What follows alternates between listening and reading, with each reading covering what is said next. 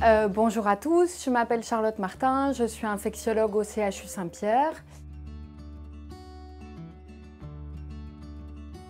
Alors, quand est-ce qu'on va éviter de faire cela? Eh bien évidemment, chez un patient qui a des difficultés à avaler, par exemple un patient qui a une néoplasie au niveau pharyngé, un patient qui fait des fausses déglutitions, un patient qui a des troubles de la conscience, on ne va pas lui mettre des antibiotiques Péros. Si la voie digestive n'est pas parfaitement efficace, que le patient souffre d'un iléus, de vomissements à répétition ou d'une malabsorption évidente, on va également éviter un passage de ces antibiotiques par la bouche. Si l'infection est trop sévère, et en particulier des infections de sites qui sont compliquées à atteindre pour des antibiotiques, comme une infection du système nerveux central ou une endocardite, c'est également un critère d'exclusion du passage à l'antibiotique Péros.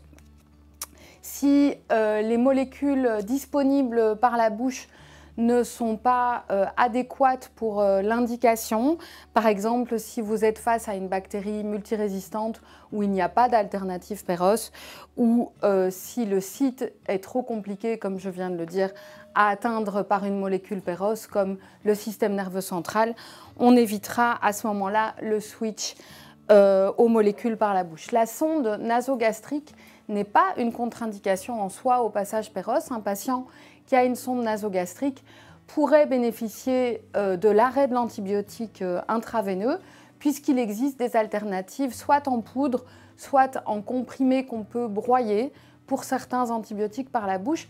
Mais pour cela, pour être sûr que l'antibiotique va garder toutes ses propriétés quand il est broyé, il faut bien vérifier avec votre pharmacien clinicien.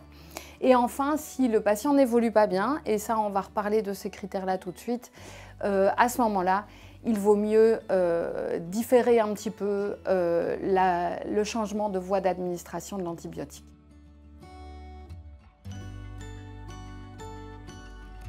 Alors, ce qu'on attend en général quand on met un antibiotique pour une infection, c'est que le patient évolue favorablement dans les 48 à 72 heures. Il ne faut pas être trop impatient, parfois ça prend 72 heures pour aller mieux.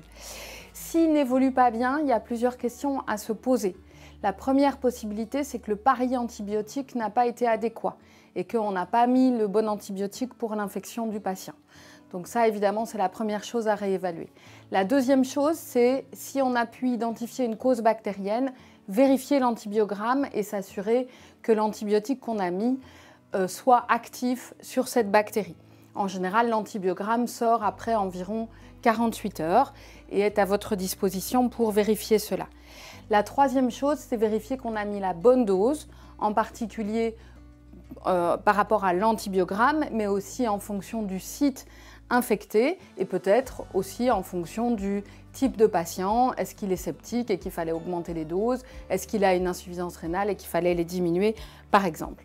La dernière chose à vérifier, c'est le contrôle de la source, c'est-à-dire s'assurer qu'il n'y a pas une poche d'infection quelque part qu'il faut drainer, de type abcès à inciser, etc.